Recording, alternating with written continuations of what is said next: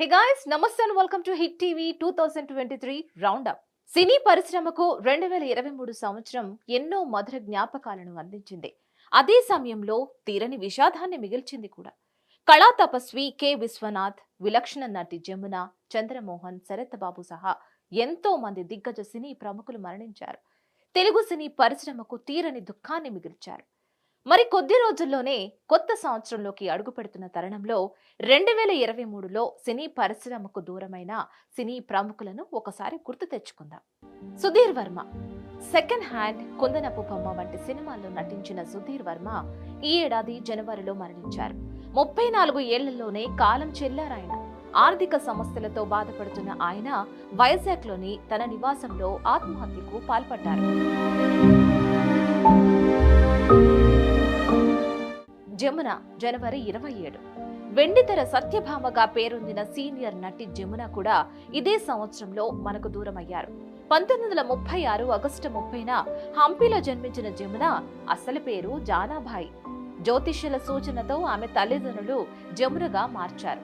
1957లో విడుదలైన పుట్టినిల్లు సినిమాతో వెండితెరకు పరిచయమైన జమున తెలుగు, తమిళం, కన్నడ, హిందీ భాషల్లో కలిపి కొన్ని వందల చిత్రాల్లో నటించారు. గడుసైన పాత్రలు, ముఖ్యంగా సత్యభామ పాత్రకు ఆమె కేర్ ఆఫ్ అడ్రస్ గా నడిచారు. సినిమాలతో పాటు రాజకీయాల్లోనూ జమున రాణించారు. 1989లో కాంగ్రెస్ పార్టీ తరపున రాజమండ్రి నుంచి లోక్సభకు ఎంపికయ్యారు. వయోభారంతో సినిమాలకు దూరమైన ఆమె తన 86వ ఏట జనవరి 27న మరణించారు. కళా తపస్వి కె విశ్వనాథ్, ఫిబ్రవరి 2. టాలీవుడ్ కు ఎన్నో ఆణిముత్యాల్లాంటి సినిమాలు అందించిన కళా తపస్వి కె విశ్వనాథ్ ఈ ఏడాదిలోనే తుది శ్వాస విడిచారు. వృద్ధాప్య సమస్యలతో బాధపడుతున్న ఆయన ఫిబ్రవరి 3వ తేదీన కన్నుమూశారు.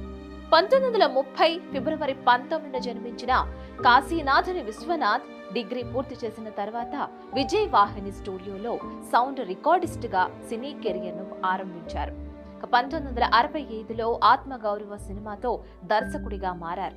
తొలి సినిమాతోనే ఉత్తమ దర్శకుడిగా నంది అవార్డును కూడా అందుకున్నారు.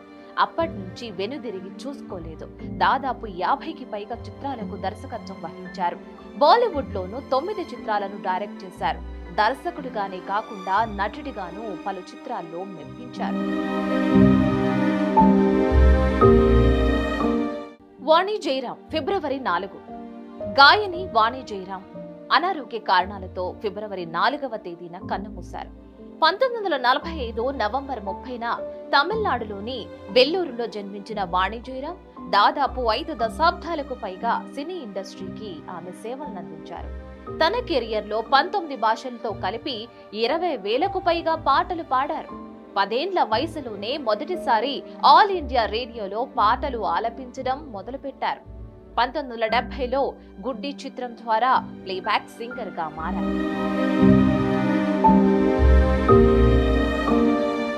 నందమూరి తారకరత్న, ఫిబ్రవరి 18. నందమూరి తారకరత్న ఈ ఏడాదిలోనే హఠాత్ మరణం చెందారు.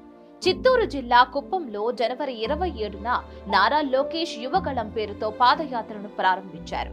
ఆ పాదయాత్రలో పాల్గొన్న తారకరత్న కొద్దిసేపటికే గుండెపోటుతో కుప్పకూలారు. దీంతో ఆయన తొలుత కుప్పం ఆసుపత్రికి, ఆ తర్వాత మెరుగైన వైద్యం కోసం బెంగళూరులోని నారాయణ హృదయాలయకు తరలించారు. అక్కడ దాదాపు 23 రోజుల చికిత్స తర్వాత పరిస్థితి విషమించడంతో ఫిబ్రవరి 18వ తేదీన తుది శ్వాస విడిచారు. మ్యూజిక్ డైరెక్టర్ రాజ్, మే 21. తెలుగు ప్రేక్షకులకు మరుపురాని పాటలను అందించిన రాజ్ కోటి ద్వయంలో ఒకరైన రాజ్ ఈ ఏడాది మే 21న తుది శ్వాస విడిచారు. గుండెపోటుతో హైదరాబాద్ లోని ఆయన నివాసంలో కన్నుమూశారు. 1954 జూలై 27న జన్మించిన రాజ్ అసలు పేరు తోటకూర సోమరాజు. కోటితో కలిసి ఈయన దాదాపు 400 చిత్రాలకు సంగీతాన్ని అందించారు.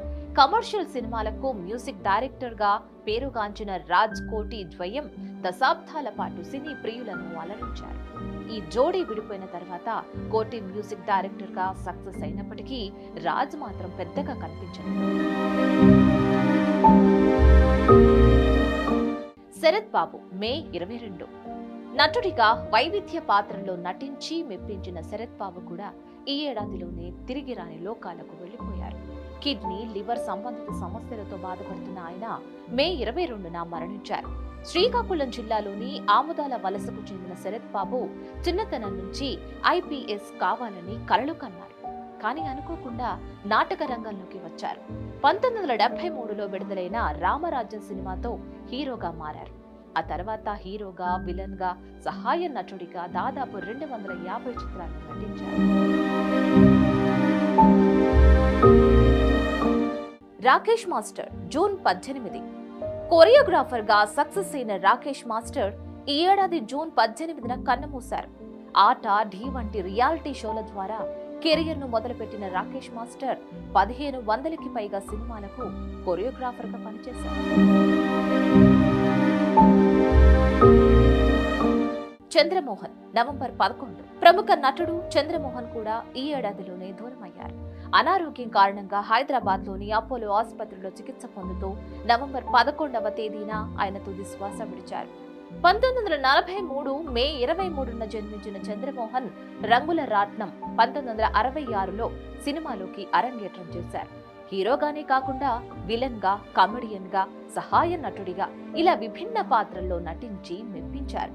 16 ఏళ్ల వయసు సిరిసిరి మువ్వ సినిమాలకు గాను ఉత్తమ నటుడిగా ఫిల్మ్ఫేర్ అవార్డులు కూడా అందుకున్నారు. 1987లో చందమామ రావే సినిమాకు గాను ఉత్తమ హాస్య నటుడిగా నంది అవార్డు, 2005లో అతనొక్కడే సినిమాకు గాను ఉత్తమ సహాయ నటుడిగా నంది అవార్డులు అందుకున్నారు.